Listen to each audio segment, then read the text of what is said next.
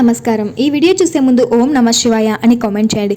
అయ్యప్ప అంటే టక్కున గుర్తుకు వచ్చేది 18 మెట్లు, పదునాడెట్టంబడి. అయితే అయ్యప్ప దీక్ష తీసుకున్నది మొదలు ఇరుముడి దేవుడికి సమర్పించేంత వరకు చేసే ఈ యాత్రను చేయదలిసిన వారు అత్యంత శ్రద్ధాభక్తులతో కొన్ని కఠోర నియమాలను పాటించాల్సి ఉంటుంది. అయితే శబరిమల 18 మెట్ల విశిష్టత ఏంటో తెలుసుకుందాం. శబరిమల సన్నిధానం వద్ద ఉన్న 18 మెట్లను పదునెట్టాంబడి అని అంటారు.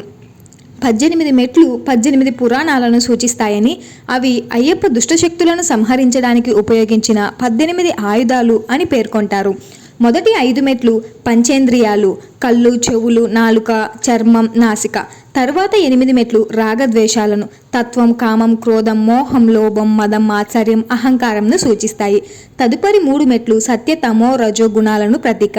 17 మరియు 18 మెట్లు విద్యను, అజ్ఞానాన్ని సూచిస్తాయి. ఈ 18 మెట్లను ఒక మారు ఎక్కడానికి మరొక మారు దిగడానికి ఉపయోగించాలి. అలాగే 40 రోజులు దీక్ష తీసుకొని ఇరుముడి ధరించిన వారు మాత్రమే ఈ మెట్లు ఎక్కేందుకు అర్హత కలిగి ఉంటారు. ఒక్కో మెట్టుకు ఒక్కో అధిష్టాన దేవత ఉంటుంది. సన్నిధానికి 18 మెట్లకు నమస్కరిస్తూ స్తోత్రాలు పఠిస్తూ మెట్లను ఎక్కుతారు. ఈ ఆలయంలో స్వామి కొలువైన సందర్భంగా 18 వాయిద్యాలను మ్రోగించారట. సన్నిధానంలో పానవట్టం పైన అయ్యప్ప కూర్చొని ఉన్న భంగిమలో దర్శనమిస్తాడు. ఈ మెట్లను పరశురాముడు నిర్మించాడని ఆధ్యాత్మికవేత్తలు చెబుతున్నారు. అష్టదిక్పాలకులు 8 మంది: ఇంద్రుడు, అగ్ని, యముడు, నైరుతి, వనరుడు, వాయువు, కుబేరుడు, ఈశాన్యుడు. 2 యోగములు: కర్మయోగం, జ్ఞానయోగం. విద్య, అవిద్య, జ్ఞానం, అజ్ఞానానికి రూపాలుగా ఈ 18 మెట్లను ఏర్పరిచారు. సన్నిధానంలో చేరిన భక్తులు 18 మెట్లను ఎక్కే ముందు కొబ్బరికాయను కొట్టి నెయ్యితో స్వామివారికి అభిషేకం చేస్తారు. ఆ తరువాత మాలికాపురత్తమ్మ అమ్మవారి సన్నిధినికి చేరుకొని ఆమె చుట్టూ కొబ్బరికాయలు దొర్లించి పసుపు, జాకెట్ ముక్కలను ఆమెకు మొక్కుబడిగా చెల్లించుకుంటారు.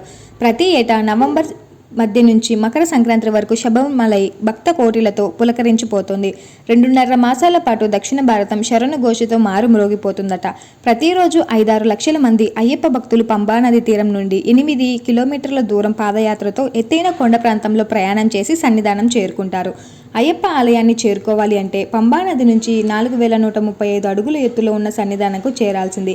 ఈ మార్గమే మనోదౌర్బల్యానికి, శారీరక సౌకర్యాలనికి మండించి బూడిద చేయగలదని దైవ మార్గం. ఈ మార్గంలో ఎదురయ్యే కష్టాలన్నే ఆ హరిహరాతులు పెట్టే పరీక్షలు. వీటిలో నెగ్గితే మోక్ష మార్గం కళ్ళెదుట కనబడుతుందని భక్తులు విశ్వసిస్తారు. వీడియో నచ్చితే తప్పకుండా సబ్స్క్రైబ్ చేసుకోండి.